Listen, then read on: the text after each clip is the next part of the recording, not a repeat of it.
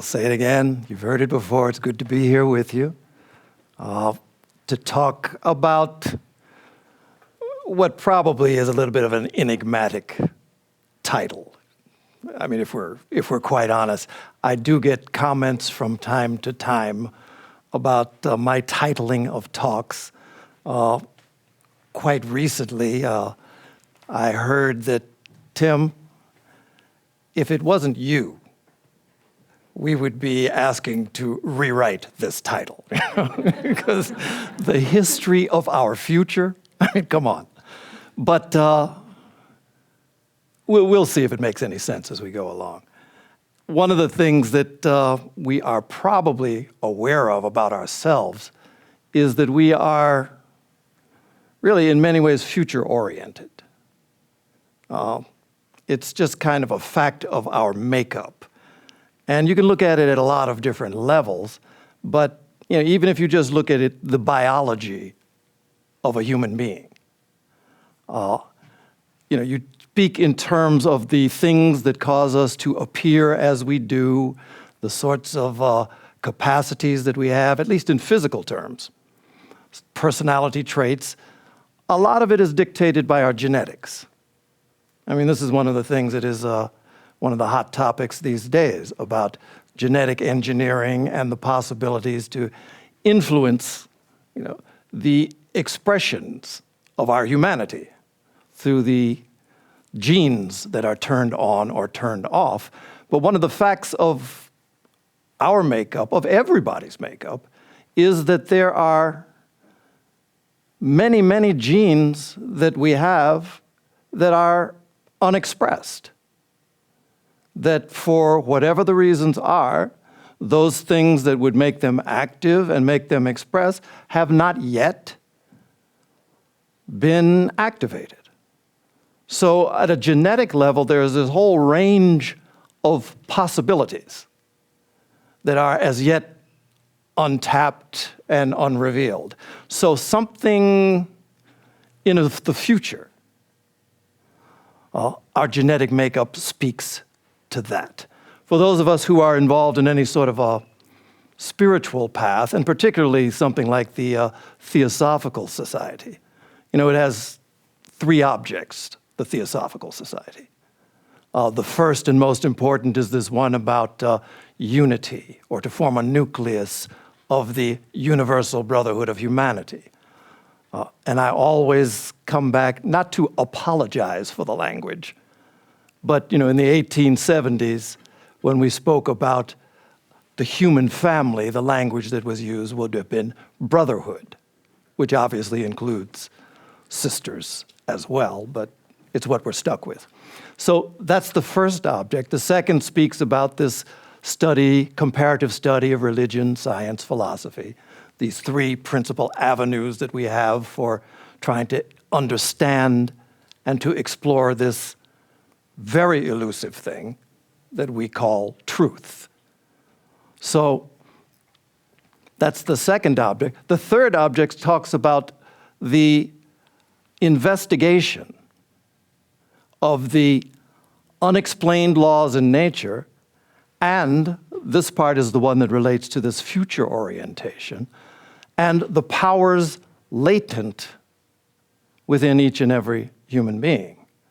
So there is this fundamental idea in this theosophical expression of this ageless wisdom that there are powers that are within each and every human being that are somehow sleeping, dormant, latent.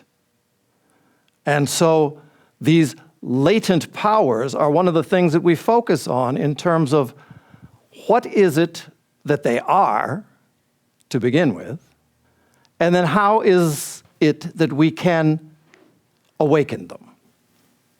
So this is one of the things that speaks about the future.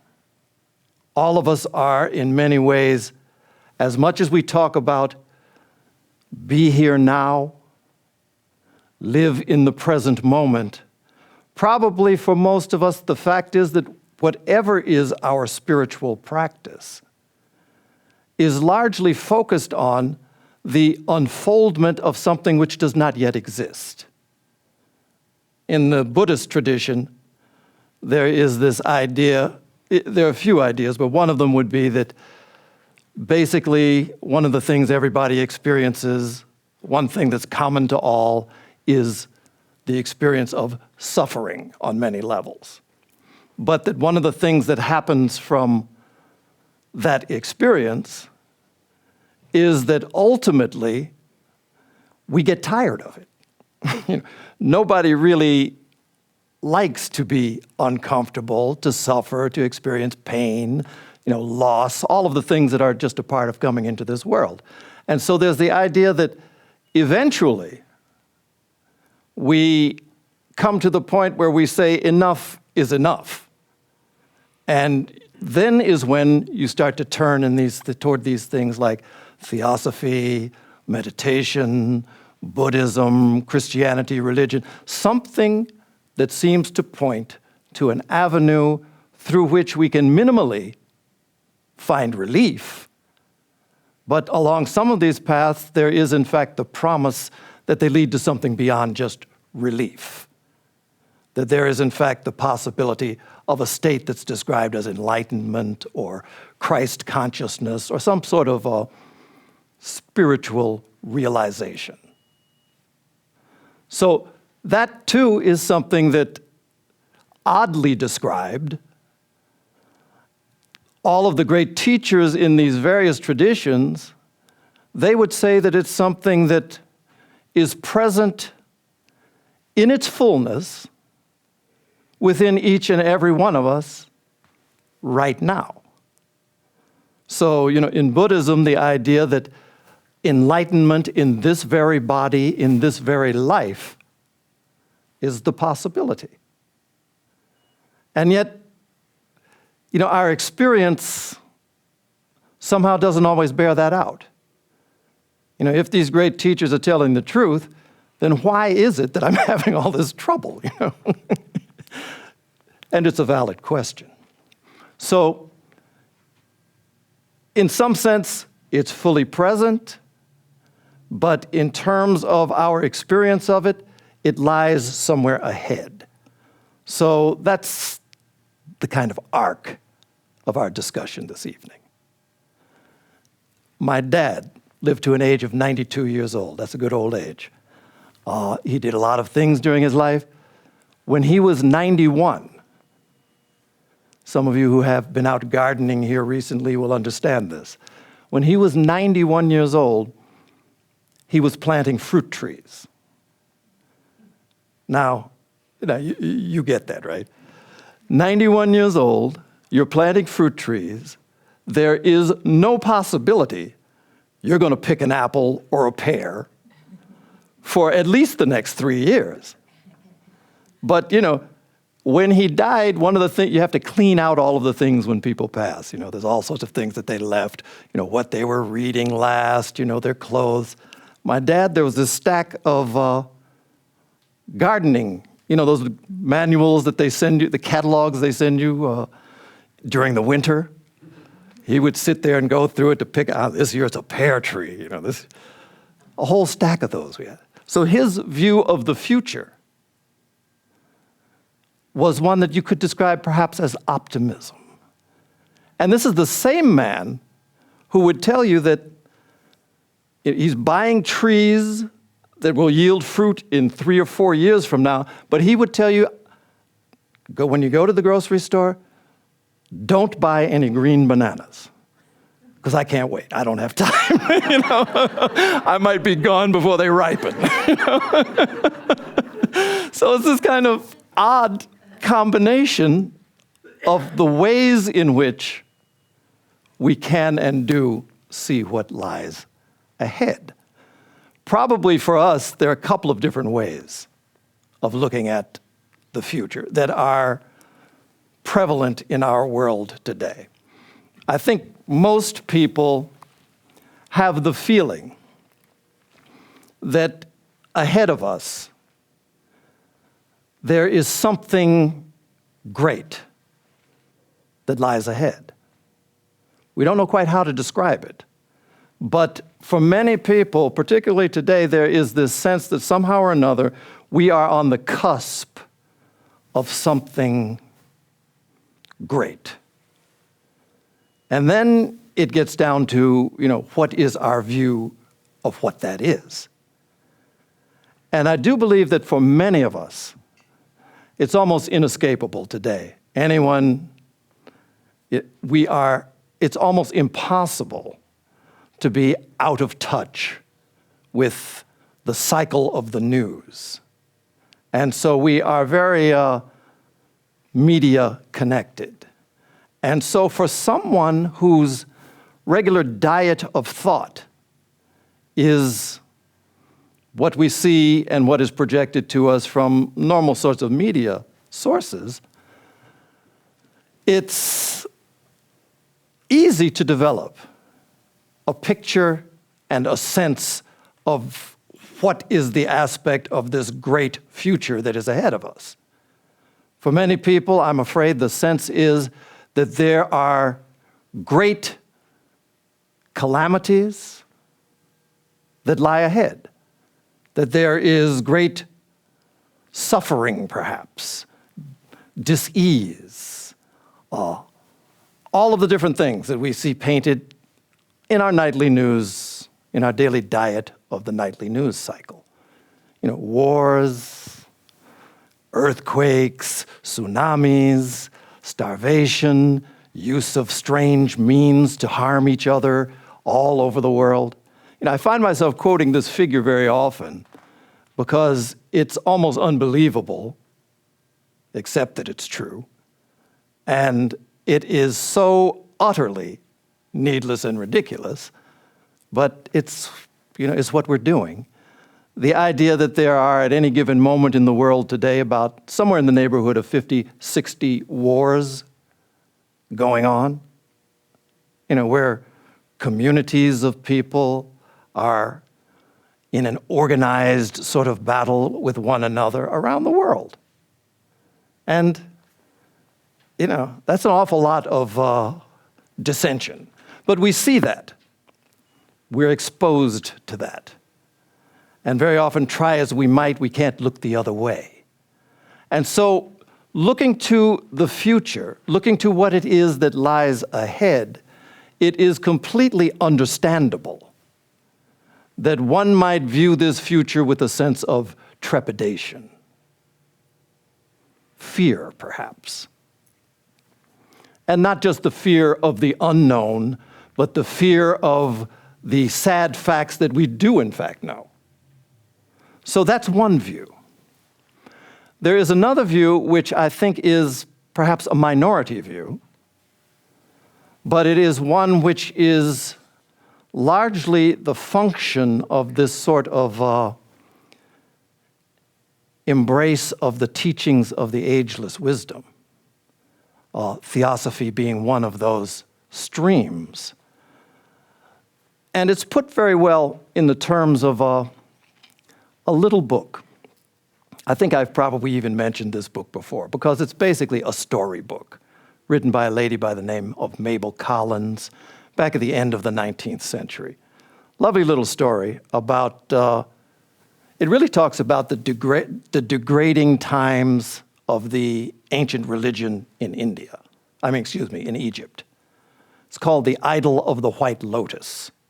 Lovely little short storybook. If you get a chance, pick it up, take a look at it. But part of the story, there is this one moment that occurs where this young boy who has been something of he's had something of an opening to a profound spirituality that then got misused in this wrong practice. But he has this awakening experience. And during that time, he is given these things that are called the three truths. And he's told, these three truths are eternal. But somehow or another, they become lost from view. Take them and use these to feed the people. So one of those truths is the one that focuses on this alternative view of a future possibility, because it speaks about, the quote is this, that the soul of man, so the soul of any human being, is immortal. And its future is the future of a thing whose growth and whose splendor has no limit.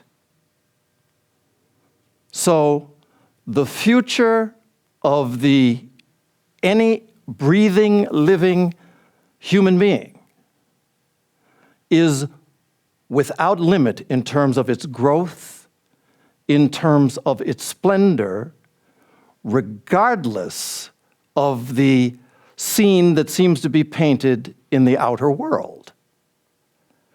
And the reason why those are things that people can respond to is not just because it's said in some old book. I mean, for some, that's good enough. You know, somebody who has the sufficient label or credentials behind their name wrote it, somebody else approved its publication, somebody else sold it at a relatively high price. I bought it, it must be true. So, you know, there's this chain that leads to credibility. But that is not the reason why something like that has any traction or appeal.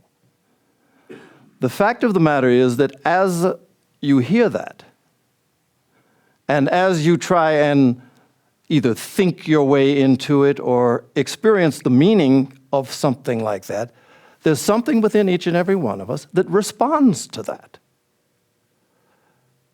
In a deep and an intuitive way, we are very much aware that this life, this body, this experience does not begin with birth, does not somehow end with the moment where breathing ceases.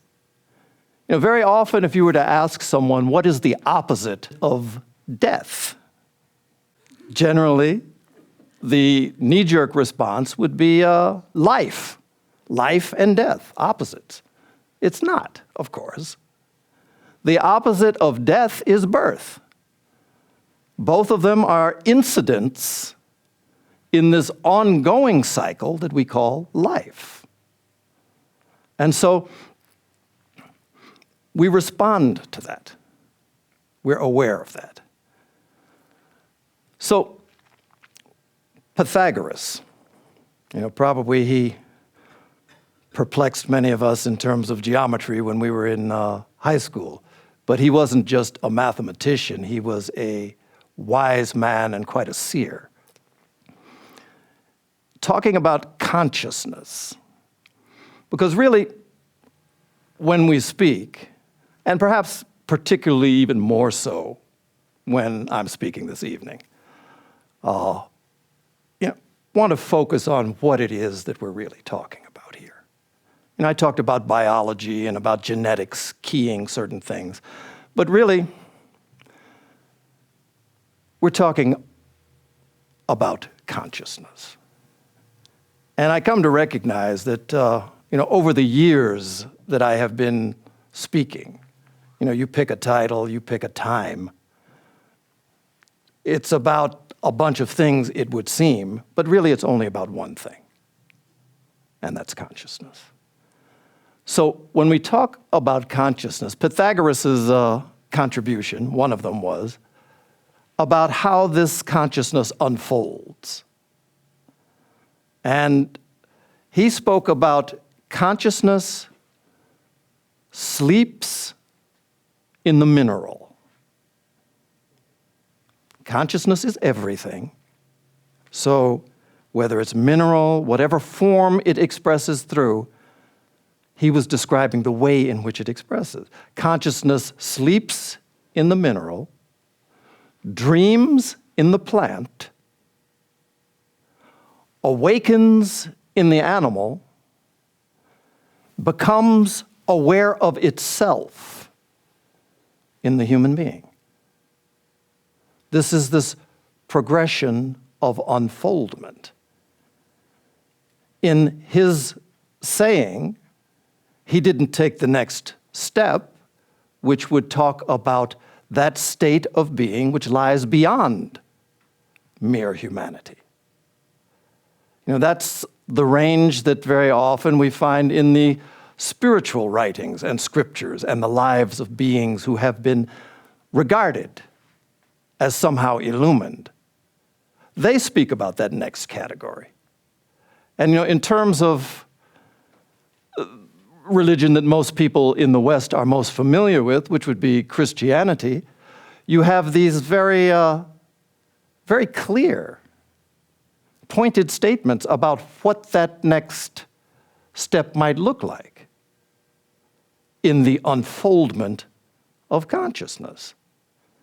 And the way it is expressed in one place is that during the life of Jesus, when he was doing the various things that he did, people marveled. There were a lot of different things that were definitely beyond the capacity of the average Joe in the street. Not too many of them were turning water into wine and all that sort of stuff. But his statement was,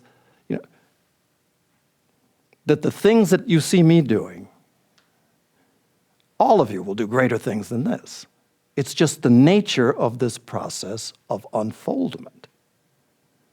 Others have expressed it differently. In Buddhism, they talk about the Buddha nature, which is inherent in every being.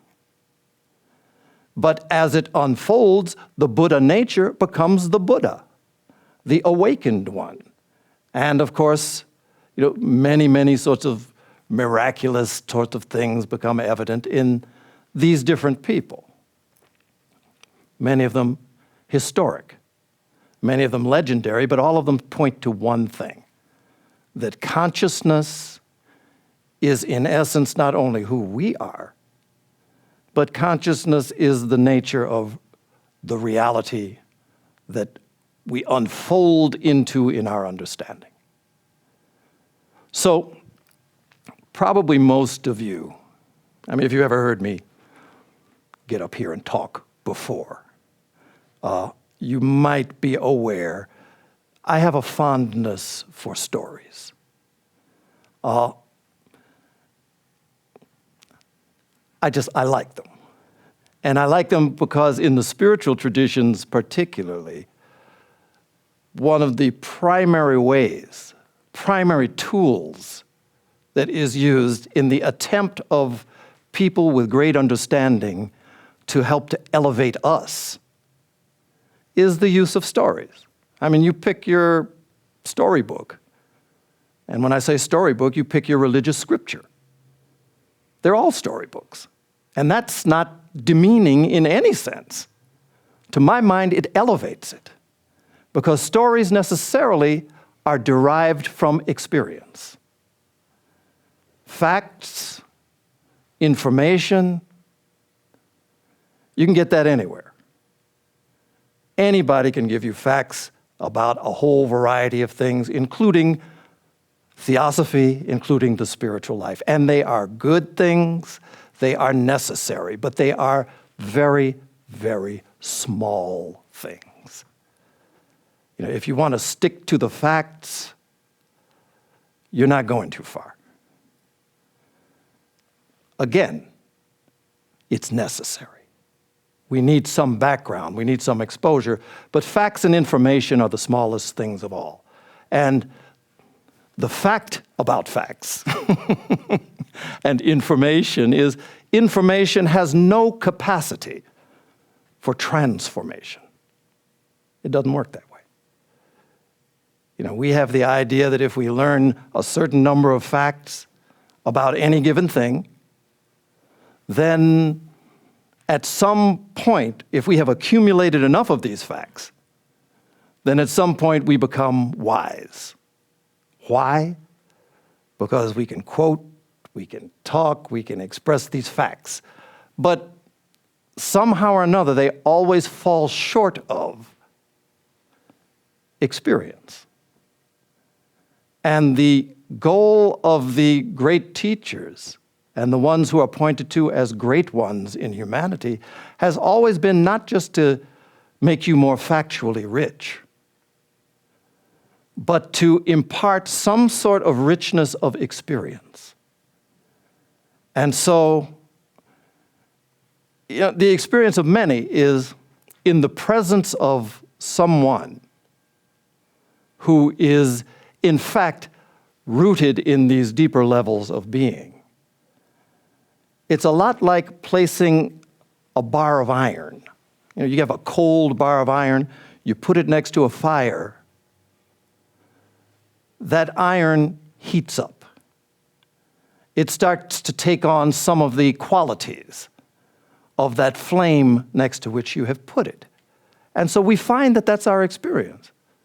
When we find ourselves in the presence of those who are in some way connected, who have had this deepening experience and are able or attempting to communicate it. And one of the great ways that they do it is in these stories that they tell. And in terms of the great stories, there's a lot of things that speak to many levels of our being. But there are also these overarching great stories. Really, when you look at it, there's only one story that's being told. There's only one. It seems like they're different characters, they may be doing different things, but it's one story that is being told. And it is this story of consciousness, of its involvement in matter, of its awakening, and of its return to its pristine state. It's the one story. And pick one. Call it the story of the Mahabharata, the great epic poem from which the Bhagavad Gita is derived. It's the story of a family of really the gods incarnate who find themselves embodied, who find themselves involved in the whole troubles of the world, who find themselves in a war. War ends with all of the things that come with war.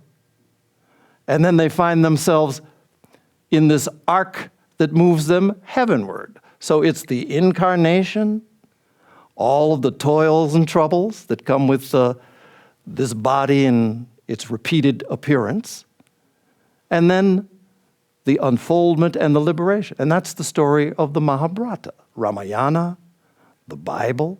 Come on. The Son of God, born into the body of an infant, in a manger, where animals are fed. What more clear sort of symbolic representation that the Son of God, the divinity, comes in the midst of an animal nature and grows, expands, achieves its freedom from this form, in this case through a crucifixion, but nevertheless, freedom from, and then becomes unified, exalted. It's the one story that repeats itself over and over and over again. We miss it because we're trying to focus on the facts. Wait a minute. Historical records do not show that there was this man walking in Palestine at this time. So the whole superstructure of the teaching must be wrong. It's not factual. So you can stick with that if that does it for you. Stick with that and miss the meaning. Stick with that and miss the opportunity that these things are intended to provide to follow these stories, these great stories. I'm always using this analogy that it's a lot like a ladder where these stories lead you step by step by step up this ladder. But like any ladder, you reach a point where there's a last rung. And when that last rung is achieved, then you have the unenviable choice of having to step out where there is no visible rung, where there is no visible support. They talk about step out on faith. but step out, reach out, move out into that realm that has been attempted to be shown to us, and which we have probably had some profound experience of, just in terms of our own intuitive insights that necessarily come to each and every one of us.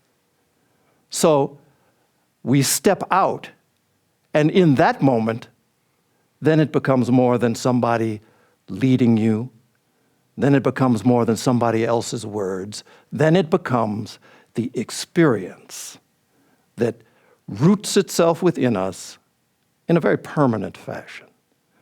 It's not something that leaves us with the departing of this body. It's something that continues. And so these are the stories. One story. Somehow or another, this idea came into my head.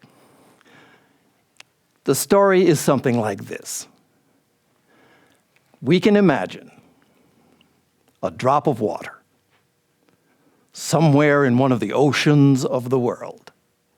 The sun's beating down, and it gets evaporated out from this all-encompassing ocean, goes up, and then somehow or another gets rained down to earth someplace. And so in describing the experience of this drop, it comes from an infinite unity with the waters of life, rises and falls to earth. As it falls to earth, it sinks in. For one drop, perhaps it finds its way to the root of a particular plant. And then the description of the life of this drop of water is the description of all of the experiences it counters in coursing through this plant. So this is the story that's told. Another one finds it to the tongue of an animal. And within that animal, a whole different level of experience is the experience of this drop of water. And at some point, wherever the drop may come from, it goes out as a drop of dew, or it comes out as something that comes out of the animal's body. It finds its way to the river. The river finds its way to the sea. And what began as the consciousness of the unity became the consciousness of the individual drop, became a host of experiences that maybe got repeated, now becomes something where it unites once more, bringing with it this wealth of experience that before it did not have. It's the one story. It's the history of our future. It's what's going on. And so we kind of root ourselves in this type of thinking, and from thought, it can develop to experience. So for me, actually this evening, this will be the last time I'll be addressing you as president of the American section. I'll still be president of the international, but so it causes me to think. During 6 years' time, I've come up here and I've talked about a whole variety of things. I think about some of the titles that I've been allowed to use.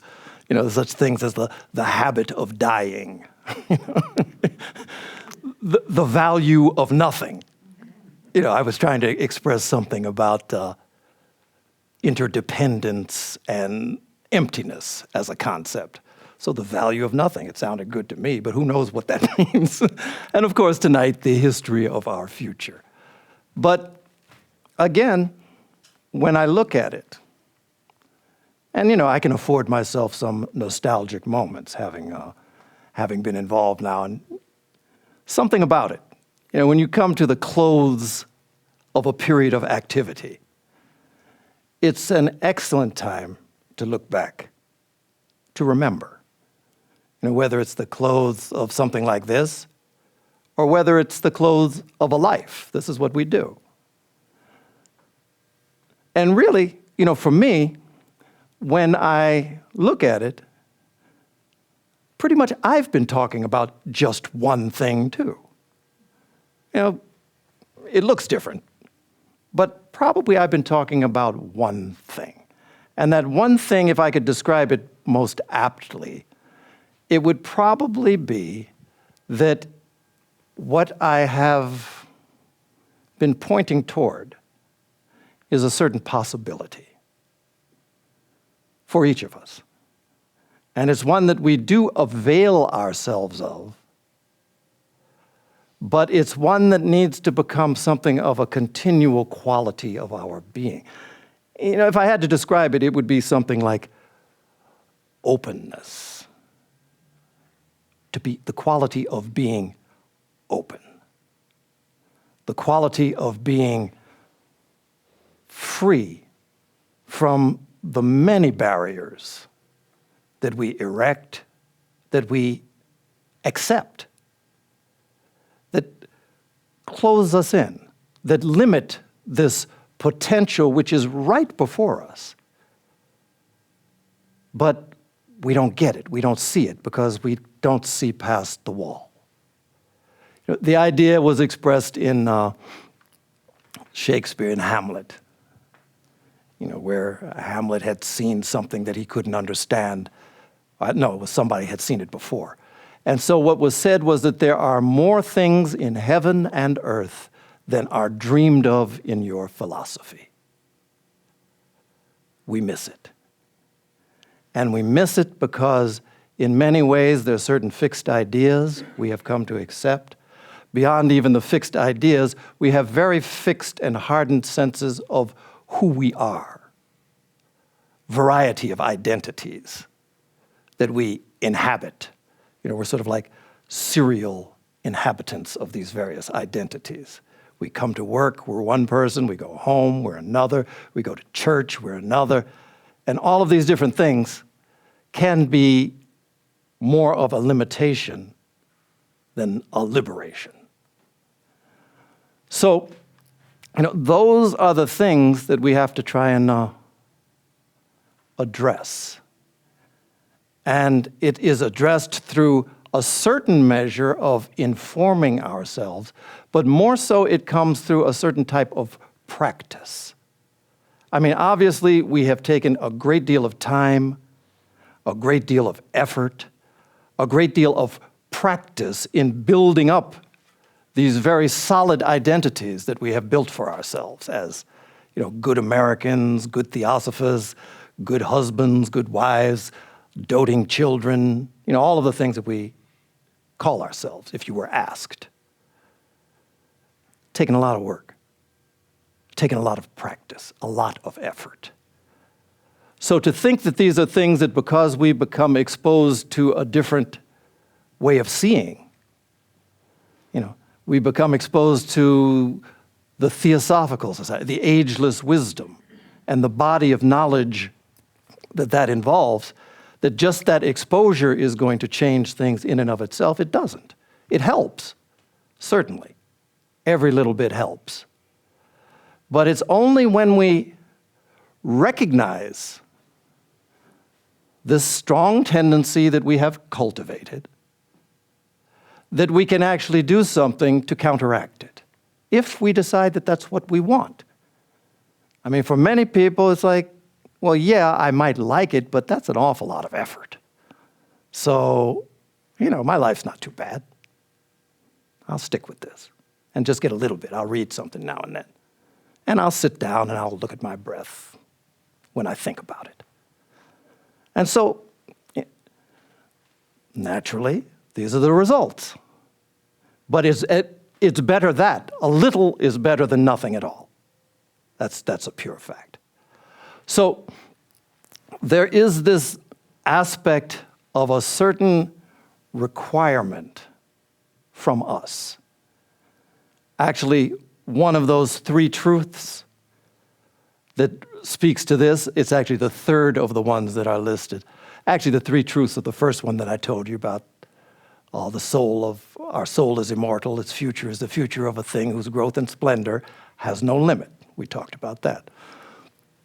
The second one is that the spirit which gives life dwells within us and without. is not heard, seen, or smelt, but is perceived by the person who desires perception. There is a certain quality of desire. Behind desire stands will. So that's a method of directing our attention. But the third one says each person, and again it's each man, but each person is their own absolute lawgiver, the dispenser of glory or gloom to himself. That's both liberating and it puts a lot of weight on our shoulders. Because what that would indicate is that there is a choice involved here. That there is a role that we play, or we can play at least, in this process of unfolding moving beyond the limitations of this consciousness that we inhabit, the one that brings us suffering and collateral suffering to those around us. There is that possibility. But it involves a certain type of direction of our efforts and our attention. There's a wonderful event that took place here. It was actually in Itasca. There is a form of energy healing that developed actually out of the Theosophical Society. Some of you might have known Dora Kuntz, who was a past president here.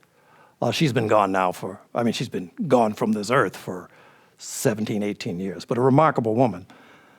But what she did, she was one of these people who had a very profound sort of clairvoyance, and she ended up working a lot with doctors, and also worked a lot with spiritual healers. So they have different methods, but largely it was through, the transference of energy through what we might call laying on of hands or something like that. But in my earlier life, I had occasion to be around a lot of healers of this type. And to a person, if you were to ask them the source of this healing, how is it that you can heal like this? Every one of them would tell you, well, it's a gift from God. Is this something that could be taught? Unless you have the gift, you can't do it. You'll do something, but you can't really heal. That was the mind. Dora Kuntz, who, as I said, was this very profound clairvoyant, with their books down there that you can see, and she worked greatly with the medical community. She would observe what it was that was happening when these people were healing. And she saw that there was, in fact, a process that is innate to any human being that could be communicated, could be taught, and could be enhanced through practice. And so she started to teach this method. And around her gathered many doctors, but also around her gathered a lot of nurses. And one of those was a lady by the name of Dolores Krieger. I'm always saying it the way it's spelled. But what Dolores did was absolutely brilliant. She was a doctorate of nursing, and she taught in New York University's nursing school. And she said, I'm seeing this thing work. I know, it's very clear. But when we're talking about doing something in the medical community, it requires more than just me seeing it and giving anecdotal evidence.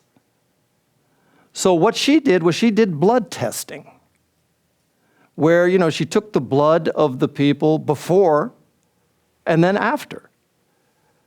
And what was found was that there were elevations in the uptake of the hemoglobin. Hemoglobin takes in oxygen, measurable in all these cases. And so what ended up happening was you had this scientific data of occurrences within the physical body that are associated with health and healing that occur.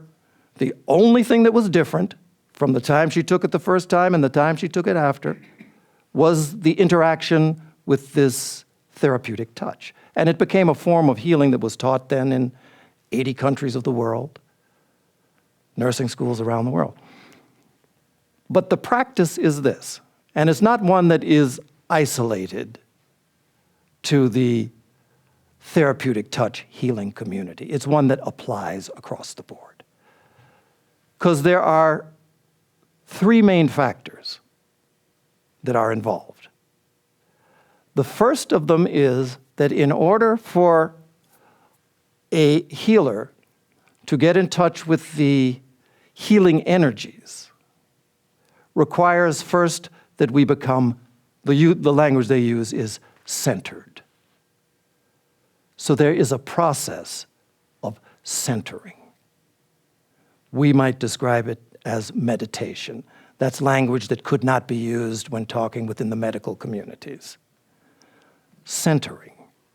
That we draw in to the center, and what we find in that center is a certain level of connection that becomes possible to ever more profound levels of our being. They speak in terms of fields.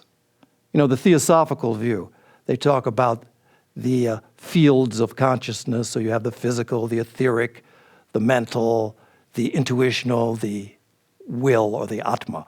So you can experience these deeper fields. And one of the things that you find, it is the nature of this universe within which we live. This universe has a certain order. We're aware of it in the laws of nature, in the various things that we call laws, that this is an ordered universe within which we live. We don't fully understand all of it. Actually, we understand very little of it. But we do know that the tendency is toward ordering. And the tendency that we call health is that ordering that is expressed as wholeness. So through centering is the first part. And then there is what's described as intentionality, that we express in this centered state our intention, which for the healer, the intention is to be an avenue through which these ordering energies of the intuitional field or of the universe can flow. So it's a state of removing the obstructions that are normal to our personality and our day-to-day living. Center, intention, and then, actually this time around, Dolores Krieger, who I had a chance to talk with at length, she's 95 years old now. Sharp as a tack. She had a chance to speak. But early in her association with this therapeutic touch, she was very much focused on grounding this thing in science so that it could be accepted more broadly. At this point in her life, she's left that to others. Countless studies have been done since. But when she speaks, now she talks about the inner workings. Science has been done. It can't be refuted. Whether it's accepted or not, it can't be dismissed. So she talks about that. So she says, in order to heal, very important thing she said, it's centering, it's intentionality, but unless there is the involvement of compassion, it's not therapeutic touch. You're doing something, but you have not, there's a certain depth of connection that's lacking. So I suggest that, because again, it's not something that is specific to this particular healing method. Centering regularly so that we get the experience of what it means to be focused within, to be attentive. Our intention. You know, there is the expression that motive is everything. You know, you can do any technique that you want. You can read anything that you want, but the motive that propels that activity is everything. So our intention in this centered state, as we arrive at our intention, as we express that inwardly, that's what starts the connection. That's what initiates the flow. As a regular experience, which that's something that's up to us completely. I mean, the universe is not altered because we don't pay attention to it. It's always present, always available. But as a regular experience, it's something that has a profound effect upon us.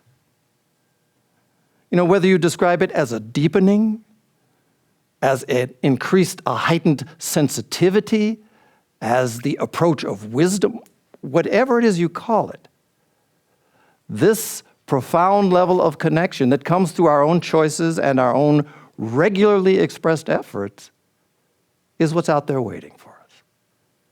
And it's the thing that can hasten us along in terms of our personal unfoldment. But really, if that's all that it's about, that's not much, quite honestly. You know, we all want to be feeling good, but if that's all that it's about, we're selling ourselves short, and we're not doing justice to the patch of ground that we occupy during these brief few years that we're here. There's much, much more, and I think we know it. Anybody who is here today, I'm not telling you something you don't know, to tell you that this is a challenging time to be present in this world today. And I don't need to paint out scenarios. Any of you who are interested or attentive have painted out your own. There are challenges which, as individuals and as a humanity, we are facing. And it's not going to go away. If anything, it's going to become more pronounced. One of the things that is our training, and one of the things that I would say is wrong in a certain way. Most of us have been raised in our scientific life with a certain expression of a theory of evolution. And I'm not going to be talking about it. We've only been here 5,000 years, so I'm not going there. This Darwinian idea of the survival of the fittest is true at the level of forms. You know, the stronger animal lives longer, survives beyond the weaker one. But the way that this idea seems to be something that we think of as a universal law is utterly incorrect in terms of human unfoldment, and that's something that we know. But I think it needs to be pointed out that the real growth, the real expansion, the real and genuine unfoldment of consciousness that we experience or that anyone experiences is not because of the survival of the strongest form. It actually occurs through our role in assisting the survival of the weakest among us. Every human being, we're hard-coded for compassion. As much as we behave in ways that tend to ignore it. A child, people lay down their lives to protect, to raise, to shelter, and to advance a child, the most helpless. The elderly, old people, people who become ill, in this false idea that we have accepted that makes no sense to service these folks, any of them.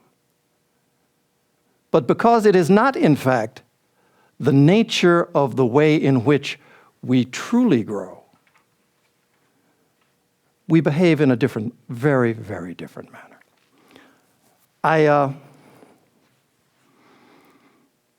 There's a great man. Most people probably don't even know his name, but he was really one of the spiritual giants of the 20th century and one of the greatest statesmen of the 20th century as well. He was the second Secretary General of the United Nations, a gentleman by the name of Dag Hammarskjöld. He died 1961, I think it was, plane crash, on his way to try and broker some sort of peace in the seemingly unending war in the Congo. Truly a great man. He was a man who was really a modern mystic. And, when he died, he hadn't authored any book, but when he died, they found on his table, he had kept a diary. And he had a note saying to his friend, saying that these are my writings. If you find it worth publishing, then you have my permission to do so. So it came out as a book called Markings. He says a number of things in there. One of the things that he says is this, that today, in our times, the path to holiness leads through action in the world. Not hiding in the cave on the mountaintop. The path to holiness necessarily requires activity, commitment. One of the other things he said, and I'll close with this because you all have places to go as well, and it's something that is particularly meaningful to me at this moment. He said, for all that has been, thank you. For all that is to come, yes. So I leave you with that. A lot of things up ahead. Many ways that we can choose to respond. Think about the value of yes to this unknown but fast approaching moment. Yes. My question is, you mentioned being open to experience, and I wanted to ask you to speak about the relationship or the difference between being open to experience to kind of not putting ourselves and anything between ourselves and experience, but also choosing a path and being devoted and energetic in a practice and having faith in that practice and following it through what we experience. So that, thank you. There's an expression that good judgment comes from experience, but experience comes from bad judgment. So obviously we have to be, just to say experience, I always need to be a little bit careful with that. There is this idea that's expressed by many people that obviously when we find ourselves in search of something, clearly we really can't necessarily fully formulate what that is. We know inwardly something about what it is, but we can't fully describe it. So oftentimes we end up undecided, which is a portion of, it's an aspect of this choosing a direction, the necessary sort of indecision and investigation that we must involve ourselves in. Because there's any number of just bordering from absurd to ridiculous approaches to spirituality to harmful, out and out harmful. So, those things you want to always apply your thinking, your judgment, your analysis. But at a certain point, we arrive at something where we can say, all right, I have seen enough with this to know that there is certainly something valid here for me. When we arrive at that point, the continuation of the indecision kind of works against us. Goethe, there's a quote, a long quote, most of it's not even him, but he says, whatever you can do or dream you can do,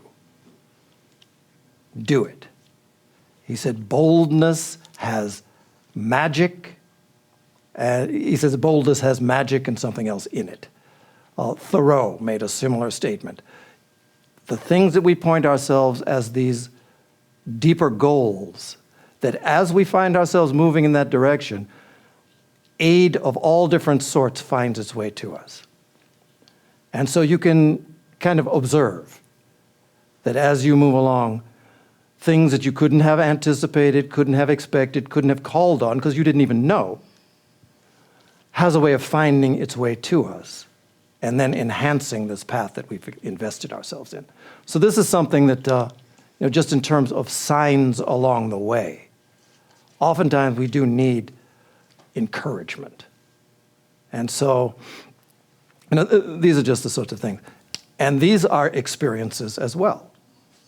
Experience of the way in which this inner life works. That whatever it is that we invest ourselves in, the elements and the forces of that particular consciousness find their way to us. And that's kind of the way it works.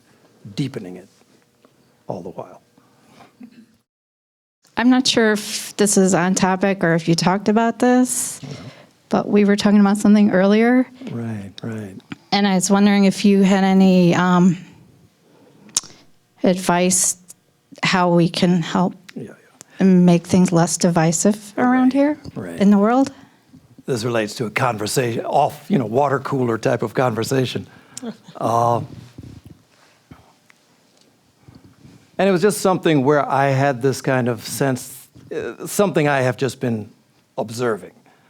And again, it relates to what we talked about these couple of ways of seeing the world.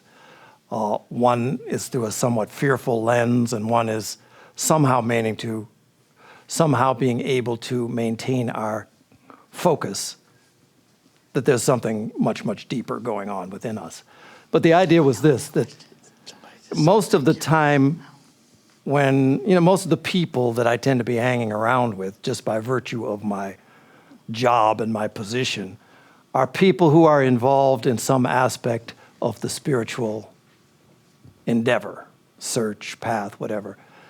But I had been observing how, given the current news cycle, it was a little bit surprising because, on 4 or 5 different occasions, just walking by and hearing the conversations that are going on among spiritual practitioners, that there was a great deal of discussion about impending possibilities of war and discussions about the various scenarios that those might actually even involve. That this might happen, that might happen. And it really did occur to me, part of what it is that we're experiencing is that there is this great investment of thought in emotion into this realm of the fearful. And for people who have some active experience of a deeper way of being, there's something that happens. I mean, anyone who has taken time to cultivate the mind and to work with their thought, your thought becomes quite concentrated and quite powerful, to the extent that if we point it in any direction, it lends a great deal of energy to that. And so the idea that, we get swept up in these things is something that particularly now we want to be a little bit more attentive about. Is this the direction that you want to invest your energy in moving forward? This thinking that seems to be grabbing people and disturbing them, or not? Because always, whether we believe it or not, you have a choice. You have people who have been in prison, the most negative of environments, with people who could care less about your spirituality or anybody else's. You have people who have been in that experience for years and years, but who somehow have come out of it ennobled even. So it's not a matter of the environment creating us. You have a choice when you become aware. So that was the thing that I thought needed some attention on our part. We can choose otherwise. Just because 1,000 people have an idea, if they don't know anything about what they're talking about, the idea is worthless. Yeah, you started out talking about latent power, Yeah. and awakening it. And how do we become aware of what that latent power is within us? And then how do we awaken it? Mm-hmm. Yeah, I mean, those latent powers are variously interpreted. They have, the obvious sorts of things people often point to are things such as telepathy, clairvoyance, healing ability. Those are obvious, sometimes perhaps even superficial. But I think we all become aware of a certain power that exceeds all of these. We talked about compassion. There is this sense of a deeper connection that necessarily occurs, person to person or heart to heart, whatever you call it, in this any compassionate action.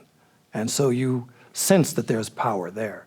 And the way that it becomes expanded and cultivated is through its repeated expression, And if you really don't fully feel it, like they say in Chicago, you fake it until you make it.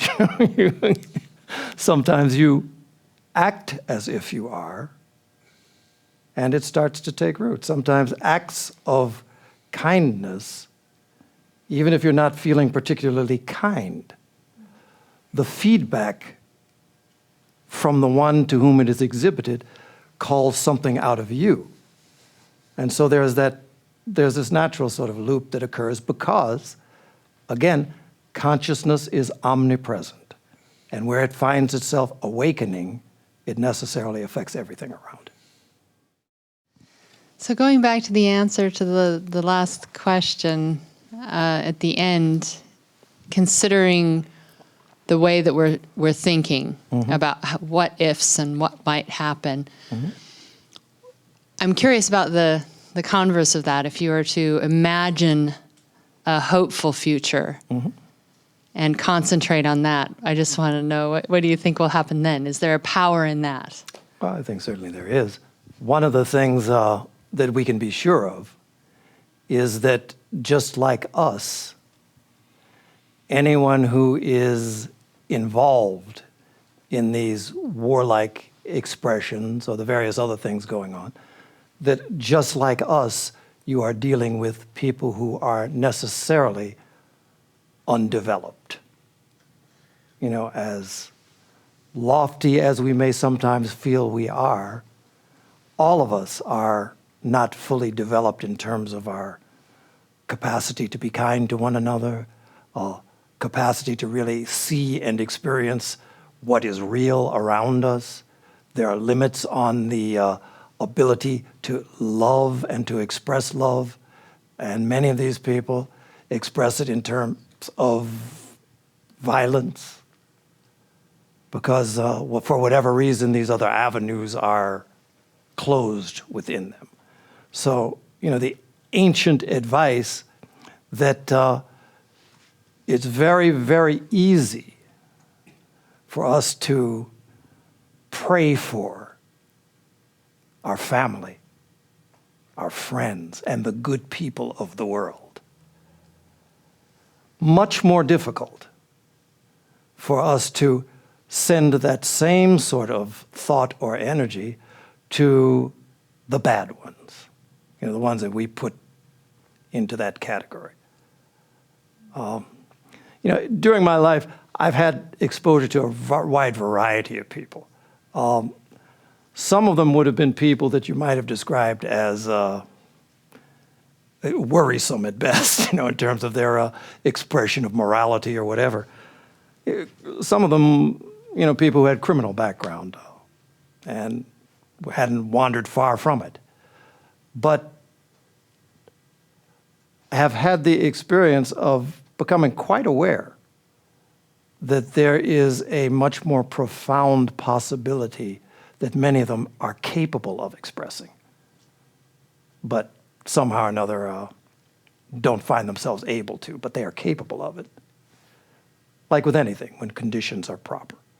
So, yes, all those things are out there. The converse of that would be that rather than the sort of condemning that we do, that's our habit, we observe, we see, we don't try and describe it as, roses and flower beds.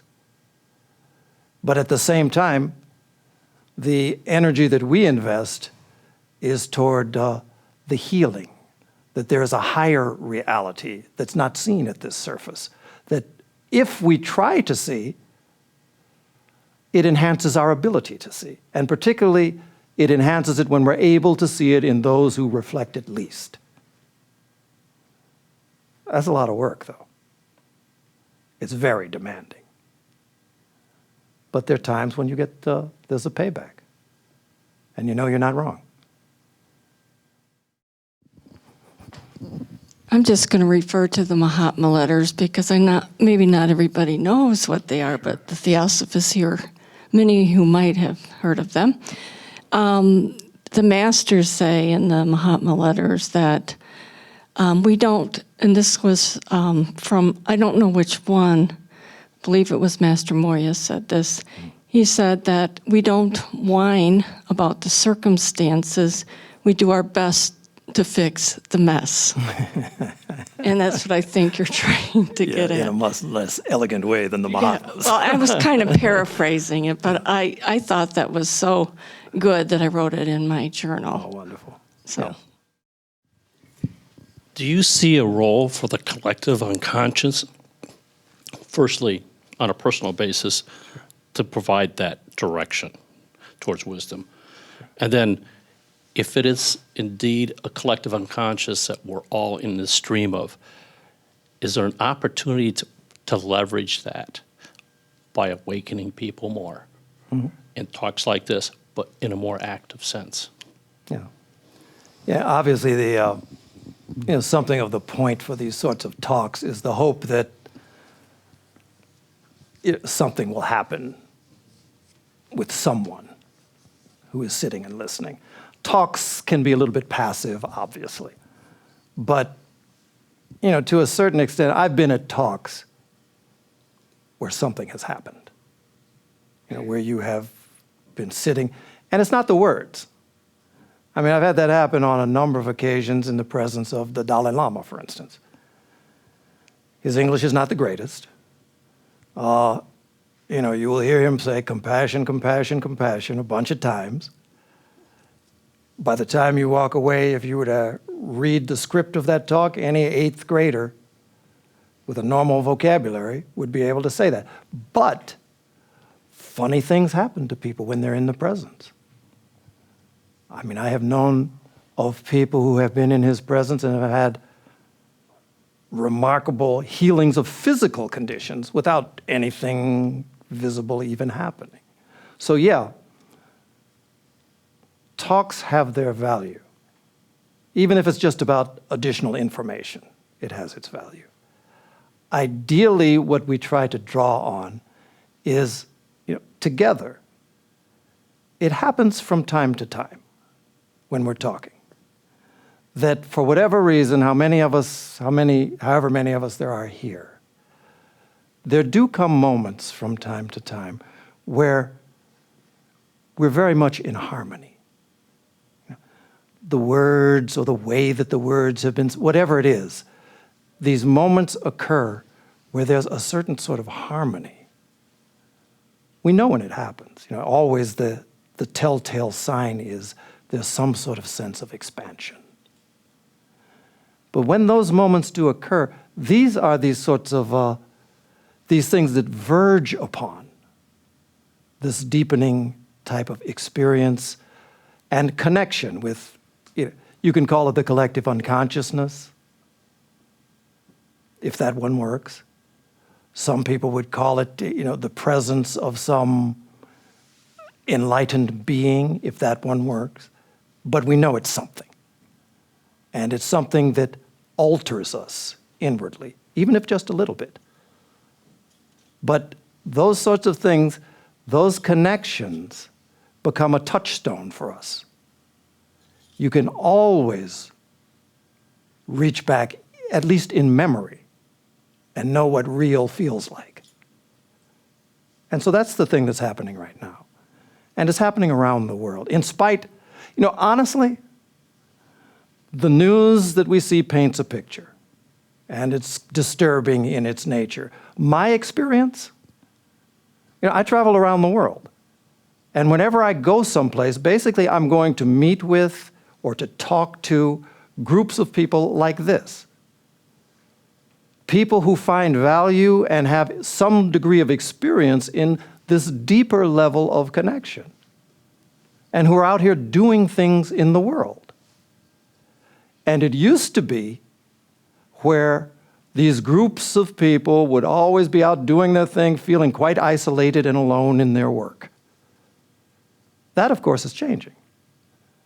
So really, there is quite a network. And it's not a network that is forming. It's a network that is formed of these lighted and brightened consciousnesses around the world. It's not going to make it onto the nightly news, but it's there. And it's undergirding this other process that necessarily is going on simultaneously. So again, the emphasis for me is where are you going to put your energies? Many people just give up because they don't see, what I see, they don't see. And we do need some sort of affirmation. Yes, so how do you envision the Theosophical Society changing as a result of your devoting full time to being international president versus juggling both roles? Well, I think it's going to become glorious beyond measure. No, I mean, what am I going to say? What do I say, John? I think it's going to be.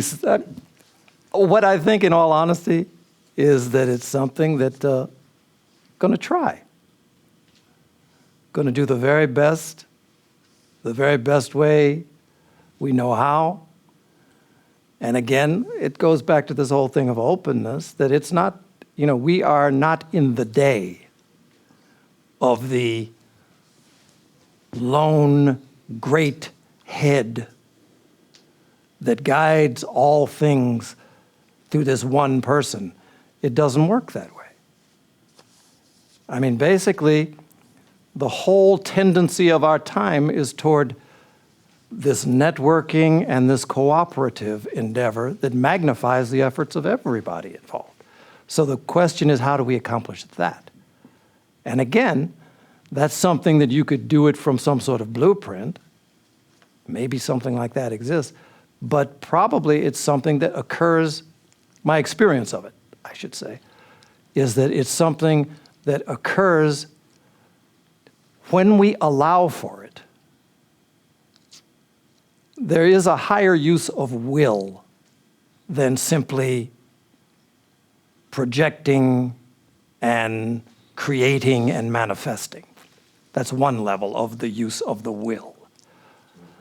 It's not bad, but the higher level of the use of the will is when we actually learn that to some degree we limit its expression by personalizing it toward these limited goals, but we use the will to actually allow that which is waiting to make its appearance, to allow it to appear. And it appears as people, situations, finance, whatever it is. But it's a use of the will that's very different from what we understand. So that, to me, seems to describe the process that we're involved in, and that I hope will be something that will be more a part of what we do within the Theosophical world, as it's becoming more a part of what we do in the world in general.